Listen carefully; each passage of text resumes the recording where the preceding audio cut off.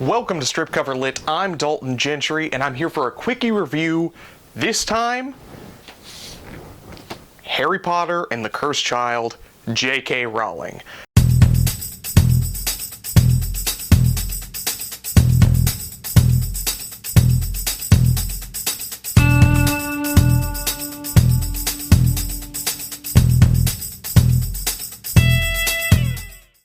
This is the big one. This is the one that the internet has been waiting for, has been clamoring for, has been wanting for a very long time.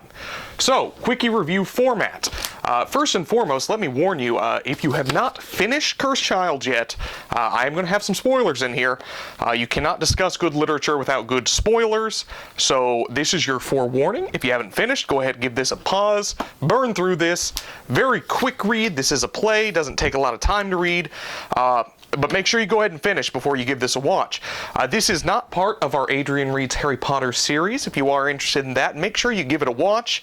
Our good buddy Adrian at Strip Cover Lit has never read Harry Potter, so he is actually reading for the first time at the ripe age of 30-something. I don't know how old he is. Reading it for the first time. So naturally he couldn't partake in this one because he has not finished the series, so you get me this time. But anyway, quickie style review. This is Harry Potter and the Cursed Child. This was published July 31st, 2016. That is approximately 3 hours and 37 minutes ago. 327 pages. This is the 8th book of the Harry Potter series. And yeah, if you don't know what this is already, I don't know where you've been for the last year, for the last month, all day. Everybody knows about this at this point. Let's start out with some great quotes. That's a big thing we like to do here, and I think quotes are great. I do have a couple of them. From page 35. How many people have died for the boy who lived? I'm asking you to save one of them. That's going to set the pace for this entire piece, and that is, I don't know, just good setup. It feels good. It's just going to get you right back into the Harry Potter universe. Absolutely nothing wrong with that. From page 82. I opened a book, something which has in all my years on this planet never been a particularly dangerous activity. Now, I like that because that's kind of a literary jab there.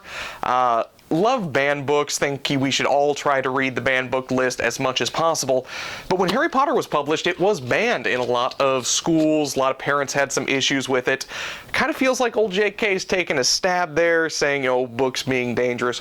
So you get that little literary glimpse into the writer's life there. I enjoyed that.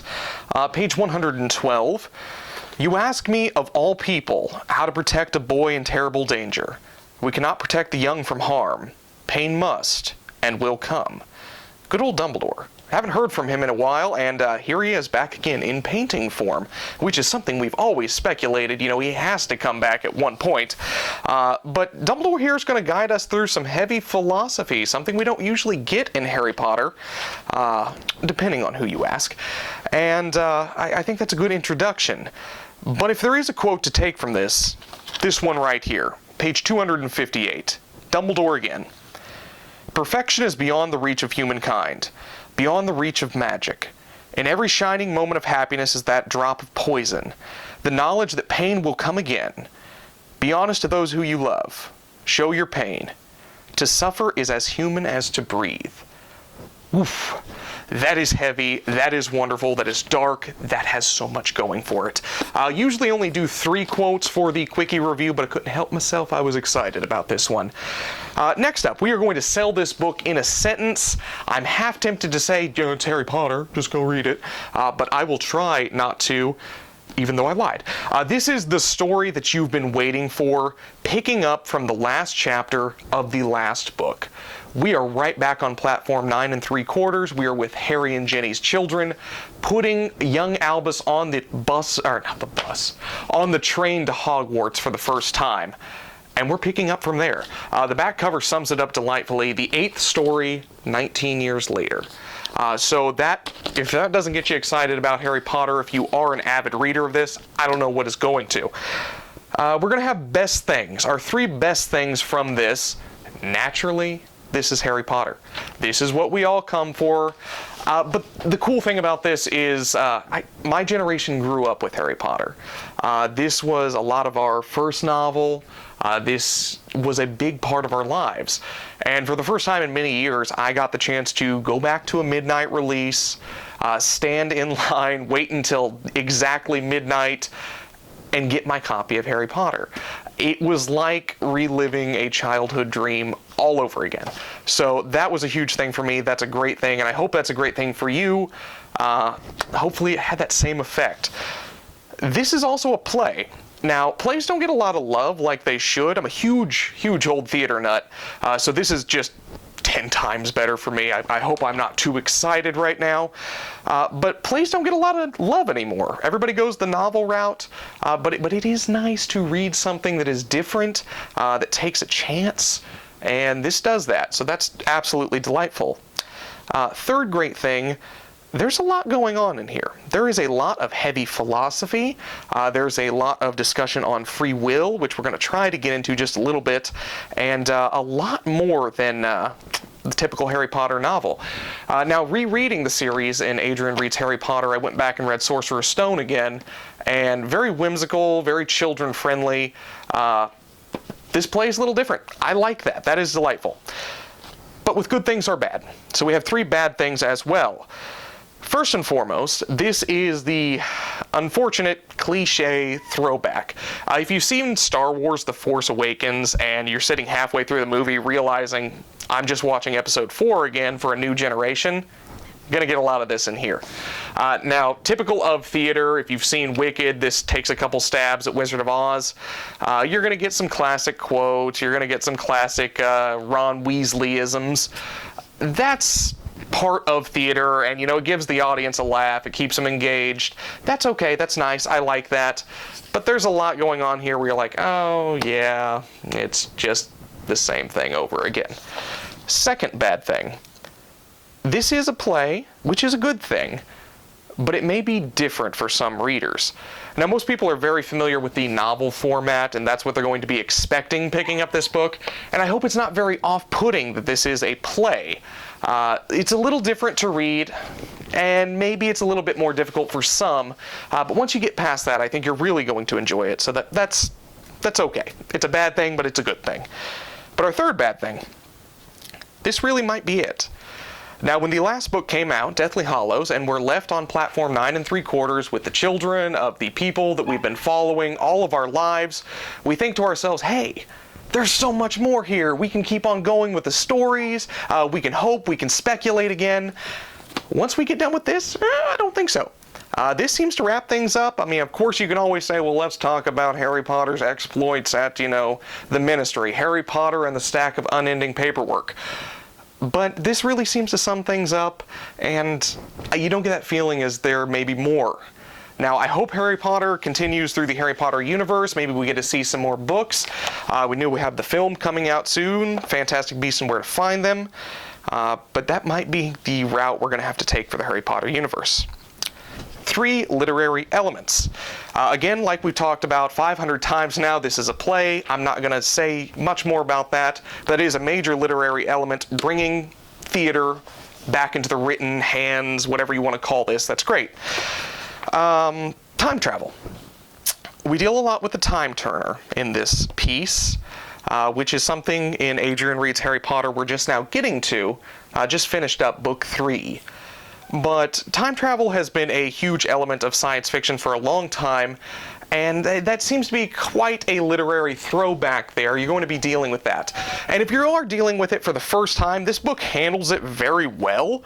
It's very structured time travel. There are rules, there are regulations, something you usually don't get from time travel sci-fi. So that is something that I really enjoyed here. And finally, I think we're getting a Shakespearean quote here. Now, if we can go back to my favorite quote of this piece, specifically the very last line of said quote, "To suffer is as human to breathe. That is Shakespearean. That is philosophical. If you prick us, do we not bleed? That is just wonderful writing. And to take a novel series and to just drop it into the world of theater and then drop the bard in there, just delightful. Great literary element.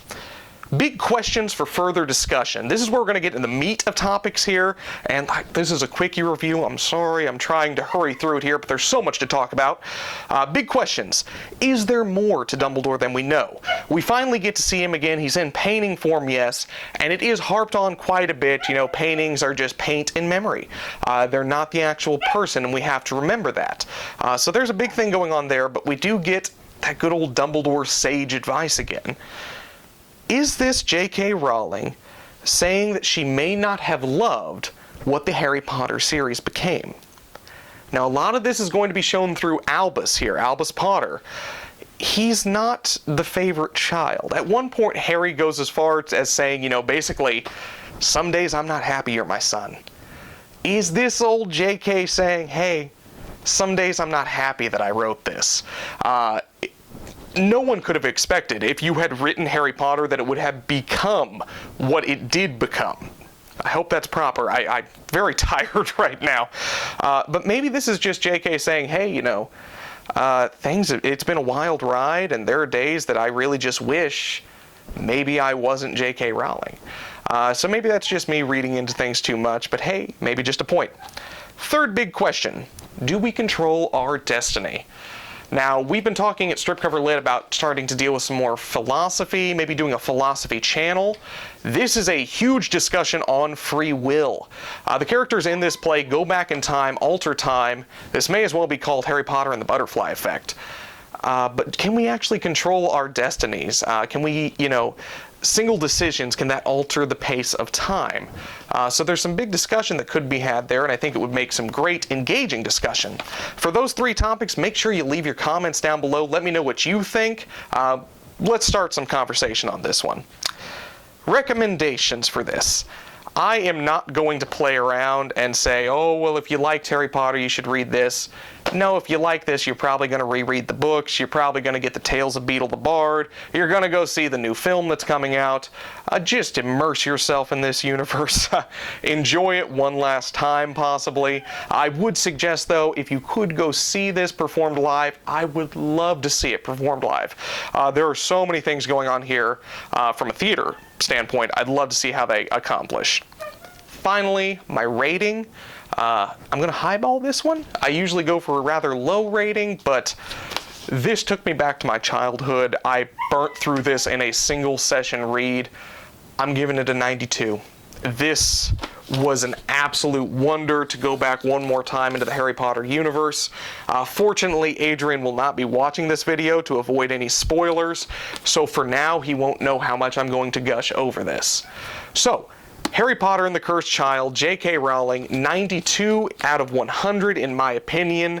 Absolutely love this. If you do enjoy what we're talking about here, make sure you hit that subscribe button down below.